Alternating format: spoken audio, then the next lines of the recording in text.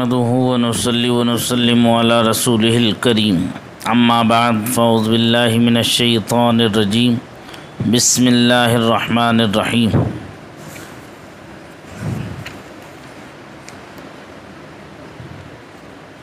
يا أيها الذين آمنوا إنما الخمر والميسر والأنصاب والأزلام رجس من عمل الشيطان فاجتنبوه لعلكم تفلحون صدق الله العلي العظيم وصدق رسوله النبي الأمين الكريم ونحن على ذلك لمن الشاهدين والشاكرين والحمد لله رب العالمين۔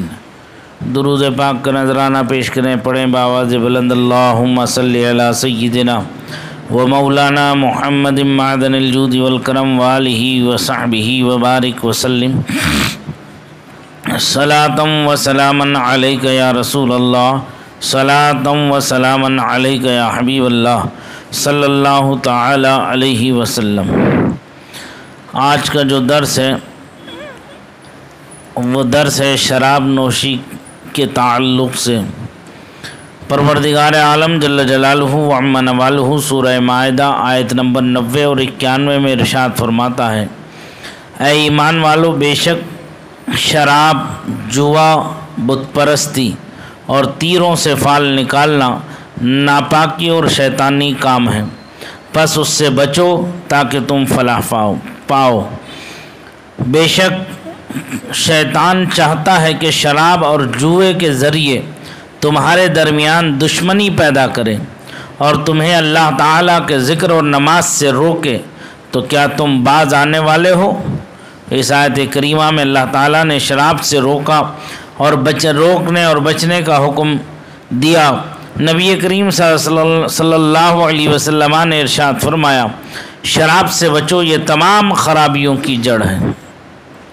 تو جو شخص اس سے نہیں بچتا وہ اللہ تعالیٰ اور اس کے رسول صلی اللہ علیہ وسلم کی نافرمانی کرتا ہے اور اس نافرمانی کی وجہ سے عذاب کا مستحق ہو جاتا ہے۔ پروردگار عالم سورہ نساء آیت نمبر 14 میں ارشاد فرماتا ہے، وَمَن يَعْصِ اللَّهَ وَرَسُولَهُ وَيَتَعَدَّ حُدُودَهُ يُدْخِلْهُ نَارًا خَالِدًا فِيهَا وَلَهُ عَذَابٌ مُهِينٌ۔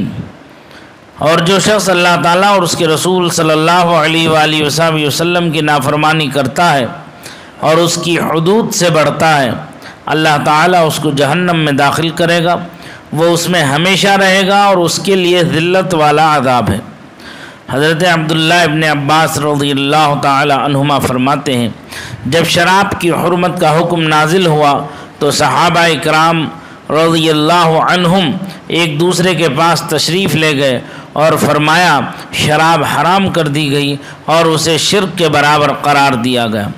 حضرت عبداللہ ابن عمر رضی اللہ تعالی عنہ کے خیال میں شراب نوشی سب سے بڑا گناہ کبیرہ ہے اور یہ بلا شبہ تمام خباثتوں کی جڑ ہے، اور اس کے پینے والے پر متعدد احادیث میں لعنت کی گئی۔ حضرت عبداللہ ابن عمر رضی اللہ تعالیٰ عنہما سے مروی ہے، فرماتے ہیں، رسول اکرم نور مجسم صلی اللہ تعالیٰ علیہ وسلم نے فرمایا، ہر نشہ آور چیز حرام ہے اور ہر شراب حرام ہے۔ جو شخص دنیا میں شراب پیے اور توبہ کے بغیر مر جائے حالانکہ وہ عادی شرابی ہو تو آخرت میں وہ شراب نہیں پیے گا۔ اس حدیث کو حضرت امام مسلم رحمہ اللہ نے روایت کیا۔ یہاں وہ آخرت میں شراب نہیں پیے گا سے مراد شراب طہور ہے۔ سمجھ میں آئی؟ مسلم شریف میں ہی حضرت جابر رضی اللہ تعالیٰ عنہ سے مروی فرماتے ہیں، اللہ کے رسول صلی اللہ علیہ وسلم نے فرمایا، اللہ تعالیٰ نے اپنے ذمے عہد لیا ہے کہ نشہ آور چیز پینے والے کو طینۃ الخبال سے پلائے گا۔ عرض کیا گیا، یا رسول اللہ صلی اللہ علیہ وسلم طینۃ الخبال کیا ہے؟ فرمایا جہنمیوں کا پسینہ، فرمایا جہنمیوں سے نکلنے والی پیپ۔ یہ جو دنیا میں شراب پیے گا، شراب سے نہیں بچے گا، اسے ایک وعید یہ فرمائی گئی کہ وہ شراب طہور سے محروم کر دیا جائے گا، شراب طہور اسے نہیں ملے گی۔ اور دوسرا جو ہے دوسری وعید یہ فرمائی کہ جو دنیا میں شراب پینے کا عادی ہوتا ہے اسے اللہ تبارک و تعالیٰ کل قیامت میں کیا پلائے گا؟ جہنمیوں کا بدبودار سڑا ہوا پسینہ یا جہنمیوں کا پیپ جو ان کے جسم سے نکلے گا۔ تو کتنا بڑا عذاب ہے یہ کہ دنیا میں شراب پینے والوں کے لیے۔ صحیحین میں ہے، نبی اکرم نور مجسم صلی اللہ تعالیٰ علیہ وسلم نے فرمایا جو شخص دنیا میں شراب پیتا ہے وہ آخرت میں اس سے محروم رہے گا۔ عادی شرابی بت پرست کی طرح ہے۔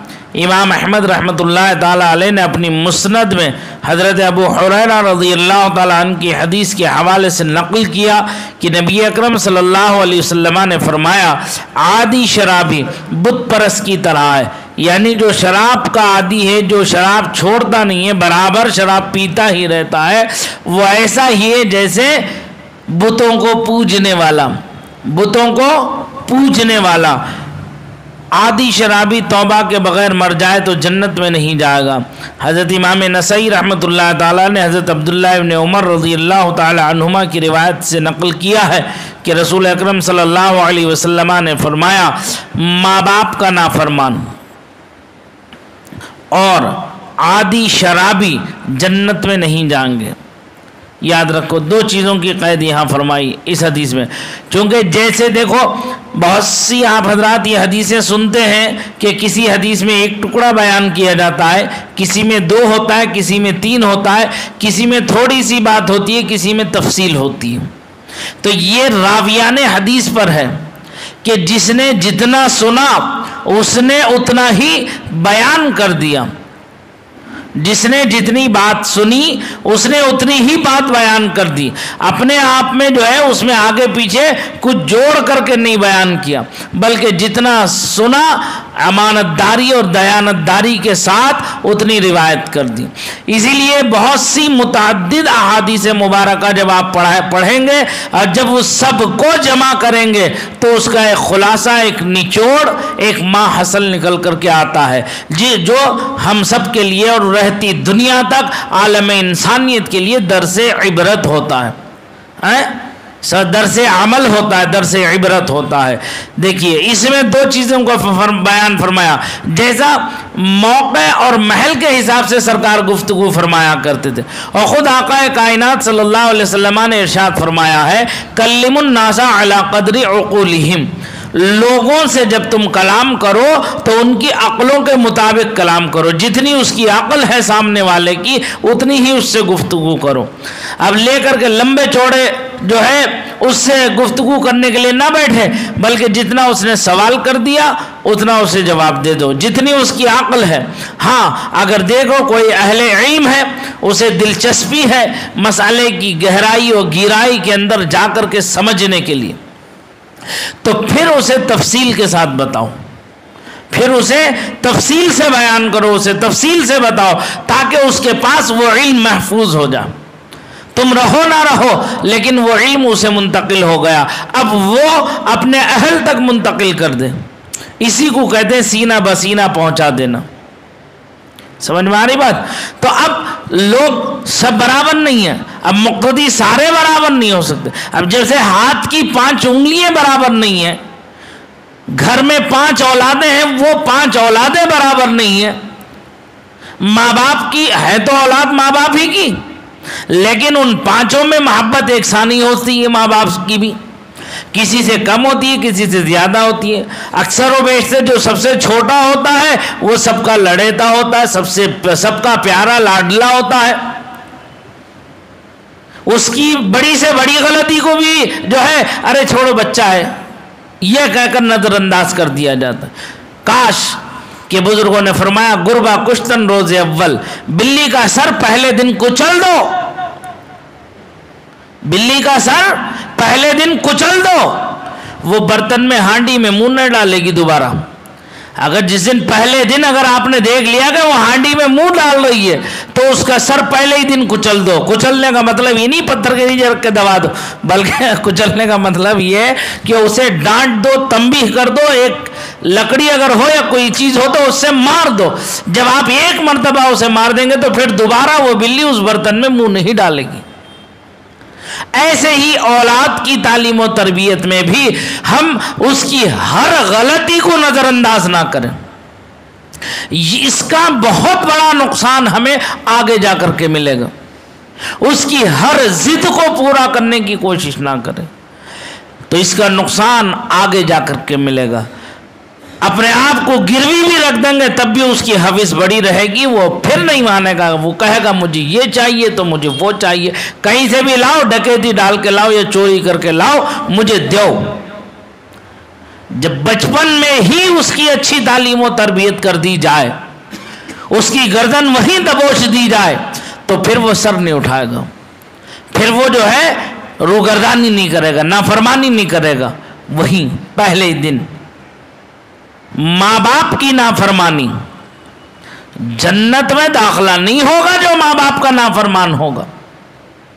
اور دوسرا عادی شرابی، جو شراب مستقل طور پر پیتا رہے گا اور اس سے توبہ نہیں کرے گا، رجوع نہیں کرے گا، تو وہ جنت میں نہیں جائے گا. یہ دو روایتیں. ایک روایت میں کیا کہا کہ وہ شراب طہور سے محروم ہو جائے گا، جو وہ شراب طہور جو جنت میں ملے گی اس سے محروم ہو جائے گا. وہ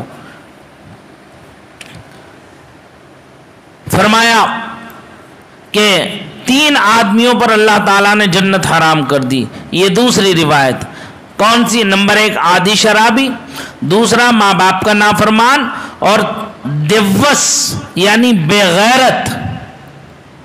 بے غیرت وہ جو اپنے گھر والوں میں برائی دیکھ کر خاموش رہتا ہے.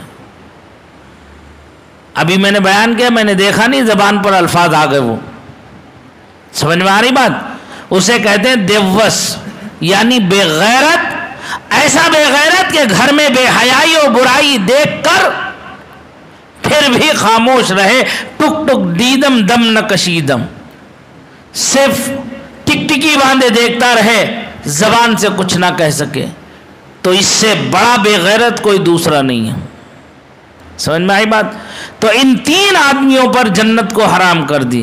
ایک حدیث میں فرمایا، آقا کائنات صلی اللہ علیہ وسلم ارشاد فرماتے ہیں، جو اپنے چھوٹوں پر کی ہدایت نہ کرے اور جو اپنے بڑوں کا احترام نہ کرے وہ ہم میں سے نہیں ہے. من لم یرحم صغیرنا ولم یوقر کبیرنا فلیس منا. اور ایک روایت میں آیا، جب بڑے اپنے چھوٹوں کو ہدایت کرنا چھوڑ دیں، جب بڑے اپنے چھوٹوں کو ہدایت کرنا چھوڑ دیں اور چھوٹے بڑوں کا ادب و احترام کرنا چھوڑ دیں، ایک روایت میں ہے کہ یہ قیامت کی نشانیوں میں سے ایک نشانی ہے. اور دوسرا یہ عذاب الہی کا ایک سبب ہے. سمجھ میں آنی بات؟ آج جو معاشرے میں جو خرابیاں پیدا ہو گئی ہیں یہ اسی وجہ سے ہے کہ ہمارے بڑوں نے اپنے چھوٹوں پر تنبیہ کرنا چھوڑ دی اور ہمارے چھوٹوں نے بڑوں کا ادب و احترام کرنا چھوڑ دیا. ارے چھوٹے بڑوں کا ادب و احترام کریں گے کیسے؟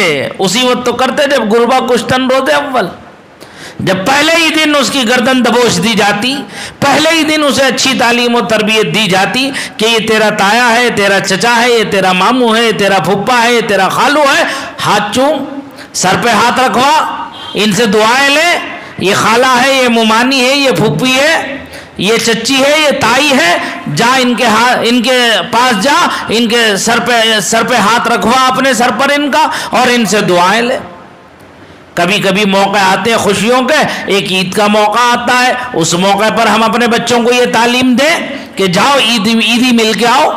اب اس موقع پر بڑوں کا کیا کام ہے؟ کچھ نہیں.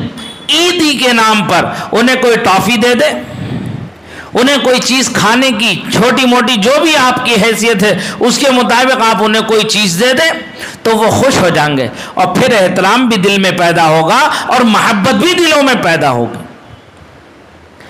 آج ہمارے درمیان سے یہ روایتیں جو ہمارے بڑے بوڑھوں کی تھی، بزرگوں کی تھی، وہ سب جاتی رہی. اس لیے ہمارے بچے ہمارے مطیع و فرما بردار نہیں ہو. سمجھ میں آ رہی بات؟ یہ خرابیاں ہمارے اندر معاشرے میں پیدا ہو رہی ہیں. آج بھی اگر ہم اس پر عمل کرنا شروع کر دیں تو انشاءاللہ اس کا نتیجہ بہت اچھا نکل کر کے آئے گا. کوئی بات نہیں ہے، مایوس ہونے کی ضرورت نہیں. لا تقنطوا من رحمت اللہ، اللہ کی رحمت سے مایوسی جو ہے یہ کفر ہے، کفر. دلوں کا پھیرنے والا کون ہے؟ دلوں کا بدلنے والا کون ہے؟ مقلب القلوب کون ہے؟ اللہ وحدہ لا شریک. اس کی بارگاہ میں دعا کرو، ان کے سر پہ ہاتھ پھیرو، پیار محبت کے ساتھ ان سے پیش آؤ. دیکھو یہی بچے تمہاری کیسی خدمت کریں گے، تمہارے پیچھے کیسے دم و دیوانے ہو کر کے گھومتے پھریں گے. چھوٹا بھائی بڑا بھائی ہے، چھوٹے بھائی نے لاکھ صحیح غلط کام کر دیا، لیکن بڑا ہونے کے ناطے وہ اسے پیار سے محبت کے ساتھ اسے سمجھائے. اس وقت اگر وہ غصے کی حالت میں ہے، اگر وہ اس وقت سمجھائے گا تو اس کی سمجھ میں کچھ نہیں آئے گا. لیکن جب وہ ٹھنڈا ہو جائے، وقت گزر جائے، تو آپ ایسا کام کرو، اس کے ساتھ ایسی ہمدردی کرو کہ وہ خود شرمندہ ہو جائے کہ میں نے اپنے بھائی کے ساتھ کتنا برا سلوک کیا، لیکن میرے بھائی نے میرے ساتھ حسن سلوک کیا. اسی لیے سرکار نے فرمایا ہے سل من قطعک واحسن الی من اساء الیک. جو تیرے ساتھ رشتہ توڑے تو اس کے ساتھ رشتہ جوڑ، ناتا جوڑ، اور جو تیرے ساتھ برا سلوک کرے تو اس کے ساتھ حسن سلوک کر. سمجھ میں آئی بات؟ اگر ہمارے بڑے پچھلی غلطیوں کو معاف کر دے چھوٹوں کی، اور آگے کے لیے ان کی ہدایت کے لیے خود سے بڑھ کر ان کے لیے کوئی لائے عمل طے کر کے اپنی طرف سے کچھ نہ کچھ ان کی ہمدردی کریں، دل جوئی کریں. ارے بھائی ناراض ہے نا، بھائی کے بچے تو ہیں، اسے تو پیار کر سکتے ہو، اسے تو گودی میں اٹھا سکتے ہو، اسے تو کچھ ٹافی وافی دلا سکتے ہو. تو جب اس کے بچوں پر تم رحم اور شفقت کرو گے تو یقیناً اس کا دل بھی تمہاری طرف سے نرم ہو جائے گا، موم ہو جائے گا. بہت سے طریقے ہیں اپنے آپس میں پیار بانٹنے کے، اپنے آپس میں محبتوں کو بانٹنے کے، اپنے آپسی رشتہ داریوں کو نبھانے کے بہت سے طریقے ہیں. کاش کہ ہم ان طریقوں پر عمل کر لیں تو انشاءاللہ گھروں کے جھگڑے خود بخود ختم ہو جائیں گے، گھروں کے فسادات خود بخود ختم ہو جائیں گے. بھائیوں کی بیویاں ہیں، اپنے آپس میں ہیں، کہیں اگر کوئی ایک دوسرے میں عورت کا مزاج ہے کہ تو نے مجھے گھورا، تو نے مجھے دیکھا، تو نے مجھے بھویں چڑھائی، تو نے مجھے ناک چڑھائی، تو نے منہ بھی سوڑا، یہ سب چیزیں شکایتیں آتی رہیں گی. مردوں کا کام ان شکایتوں پر کان دینا نہیں ہے. ہاں وقتاً فوقتاً بڑا ہے تو اپنی بھاوجوں کو ان کے ساتھ حسن سلوک کریں، ان کے ساتھ حسن. کیا ہو جائے گا ایک وقت کھانے پہ تم بلا لو اپنے گھر پر اپنے بھائی بھاوج کو، یار آ جاؤ آج جو ہے کچھ اچھا کھانا، کچھ جو ہے تھوڑا سا بنا لیا ہے، ساتھ میں بیٹھ کے کھا لیتے. تم بھی آ جائیے، تم بھی آ جائیے، تمہارے بچے بھی آ جائیں، آ جاؤ بیٹھ جاؤ. دسترخوان وسیع کرو، دلوں میں محبتوں کو پیدا کر لو. کیوں یہ طریقے نہیں ہیں؟ میں کوئی غلط بات تو نہیں کہہ رہا ہوں، سمجھو باتوں کو. ایسا نہیں، ایسے ہی بھائی نہیں آ رہا ہے کوئی بات نہیں، تم بڑھ جاؤ آگے کو.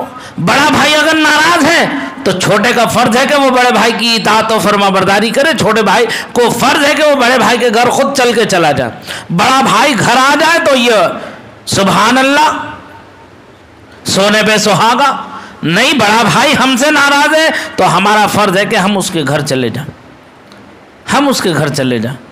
تو یہ سب چیزیں ہیں رواداری کو بڑھانے کی، رشتہ داریوں کو مضبوط کرنے کی، آپسی اتحاد کی، آپسی خلفشار کو ختم کرنے کی چیزیں.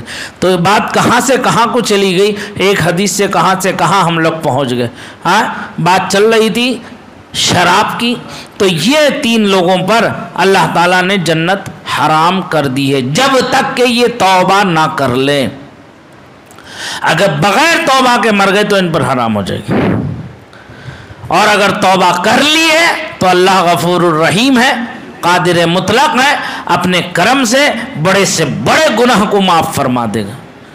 میں نے کئی مرتبہ کہا، بہت سی شادیوں میں جاتا ہوں، وہاں یہی کہتا ہوں، دو حق ہیں بندوں پر، ایک اللہ کا حق، ایک بندے کا حق۔ اللہ اپنے حق کو معاف فرما دے گا، وہ قادر مطلق ہے۔ بشری تقاضوں میں، شیطانی وسوسوں سے، نفسانی خواہشات سے کوئی گناہ سرزد ہو جائے، اس کے دل میں یہ یقین ہے کہ میرا رب بڑا غفور الرحیم ہے، تو یقیناً وہ بخشش کا مستحق ہے، بخشا جائے گا۔ لیکن بندے کا بندے پر اگر کوئی حق آتا ہو تو اللہ اس حق کو اس وقت تک معاف نہیں کرے گا جب تک کہ حقدار خود اس کے حق میں اسے معاف نہ کر دے۔ ٹھیک، تو یہ چیز جو ہے نشہ کرنا، حضرت جابر ابن عبداللہ رضی اللہ تعالی عنہما سے مروی ہے، نبی اکرم صلی اللہ علیہ وسلم نے فرمایا 3 قسم کے آدمی ایسے ہیں جن کی نماز قبول نہیں ہوتی اور نہ ہی ان کی کوئی نیکی آسمان کی طرف جاتی ہے، قبول نہیں ہوتی۔ نمبر 1، بھاگا ہوا غلام یہاں تک کہ اپنے مالکوں کی طرف واپس آ کر اپنا ہاتھ ان کے ہاتھ میں دے دے۔ آج غلاموں کا کوئی سلسلہ ہے نہیں، وہ ختم ہو گیا زمانہ، جو غلاموں کا باندیوں کا زمانہ تھا، دور تھا، وہ ختم ہو گیا، آج نہیں ہے۔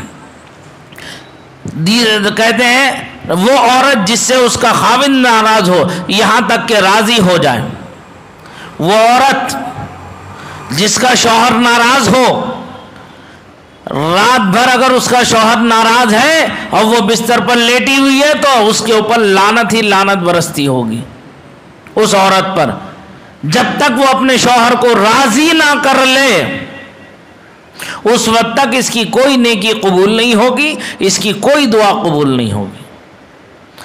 نمبر 3، نشہ کرنے والا یہاں تک کہ اس کا نشہ اتر جائے، جیسے سلفا پینے والے، گانجا پینے والے، چرس پینے والے، افیم پینے والے، یہ سب جتنے سٹوریے ہیں، نشیڑیے ہیں، یہ سب وہ لوگ ہیں ان کی نہ دعا قبول ہوگی نہ کوئی نیکی قبول ہوگی جب تک کہ یہ سچی توبہ نہ کر لے اور اپنے اس گناہ سے، اپنے اس غلط کام سے اپنے آپ کو نہ روک لیں۔ اور خمر وہ چیزیں جو عقل کو ڈھانپ دے، چاہے وہ تر ہو یا خشک، کھائی جاتی ہو یا پینے کے لیے استعمال ہو۔ خمر وہ شراب ہے جو انگور کا کچا رس ہوتا ہے اور جھاگ چھوڑ دیتا ہے، اگر اسے پکا جائے تو وہ خمر نہیں۔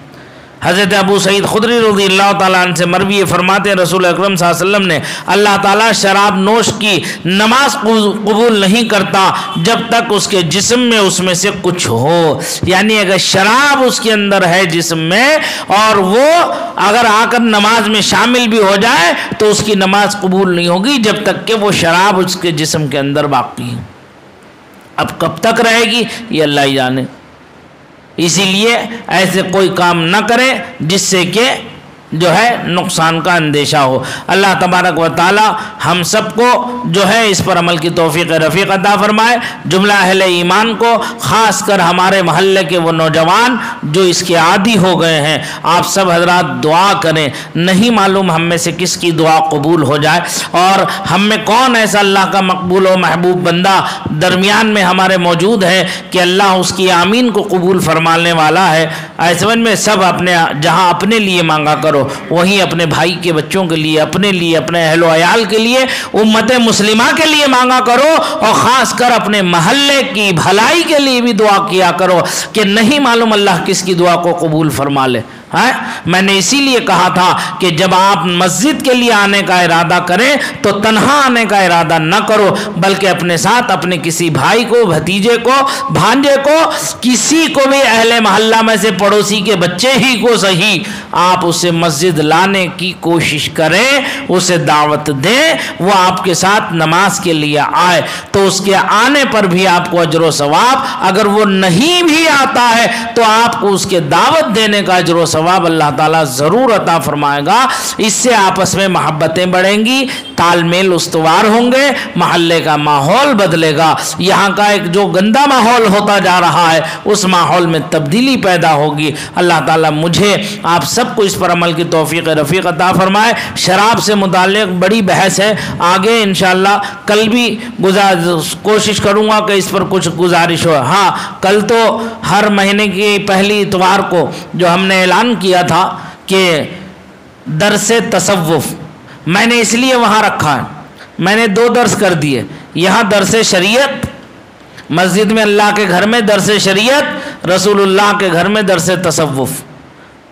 یہاں ظاہر سنبھالو، وہاں باطن کو سنبھالو۔ بہت سے لوگ تصوف کے دل دادا ہیں، تو اس لیے ان کی بھی خواہش کو رکھتے ہوئے میں نے درس تصوف کا آغاز کیا ہے۔ 2 محفلیں ہو چکی، تیسری محفل کل ہونے والی ہے، یعنی ہر مہینے کی پہلی اتوار کو بعد نماز عشاء فوراً وہاں پر جلسہ شروع ہو جائے گا درس تصوف کا۔ آپ حضرات سے گزارش ہے، یہاں بیٹھتے ہیں، یہاں جیسے بیٹھ رہے ہیں ایسے ہی وہاں آ کر کے بھی وہاں بھی بیٹھ جائیں، اور اپنے ساتھ کچھ احباب کو لے کر کے آئیں تاکہ وہ آئیں محفل میں، کچھ درس سنیں اور زندگی کو اپنی بہتر سے بہتر انداز میں گزارنے کا انہیں سلیقہ آ جائے، انداز آ جائے، طریقہ آ جائے۔ اس لیے کہیں آپ لوگ یہ نہ سوچیں کہ کل ہماری چھٹی ہو گئی، ہم مسجد میں ہی آ کے بیٹھیں گے، چلو نماز پڑھنے آئے، اب تو پھنسی گئے، حضرت تو مفتی صاحب تو سید صاحب تو کتاب لے کے بیٹھ ہی گئے، لاؤ 2-4 منٹ اور بیٹھ جاؤ یہاں پر۔ امتحان وہ ہے جب وہاں پہنچو گے، پتہ چلے گا کہ ہاں تمہیں کتنا شوق ہے، کتنا لگن ہے کہ اللہ اور اس کے رسول کے ذکر میں بیٹھنے کا۔ تو اب کل کو پتہ چلے گا، چہرے تو میں سب جانتا ہوں، سبھی دیکھ رہا ہوں، ماشاء اللہ سے اللہ تعالیٰ ان چہروں کو اور بارونق کر دے، پر نور کر دے، نماز کی برکتوں سے جو ہے سجدوں کی تڑپ اور پیدا کر دے چہروں کے اندر، کتنے کھلے کھلے چہرے ہیں ماشاء اللہ سے، ٹھیک ہے۔ تو کل کو میں وہاں دیکھوں گا آپ لوگوں کو، مزے وہ جگہ بھر جانا چاہیے، لوگ سڑک پہ آ جائیں کہ پتہ چلے کہ ہاں ہمارے محلے میں کچھ ہو رہا ہے۔ بدعقیدگی بہت بڑھ رہی ہے، سمجھ میں آئی بات؟ اس کے روک کے لیے اپنی یونٹی کو قائم رکھو، سمجھ میں آئی؟ سمجھ میں آ رہی بات؟ میں بند لفظوں میں بہت کچھ کہہ جاتا ہوں، سمجھنے والے کے لیے ہے سمجھنا۔ اللہ تعالیٰ مجھے آپ سب کو اس پر عمل کی توفیق رفیق عطا فرما، آمین۔ وآخر دعوانا الحمدللہ رب العالمین۔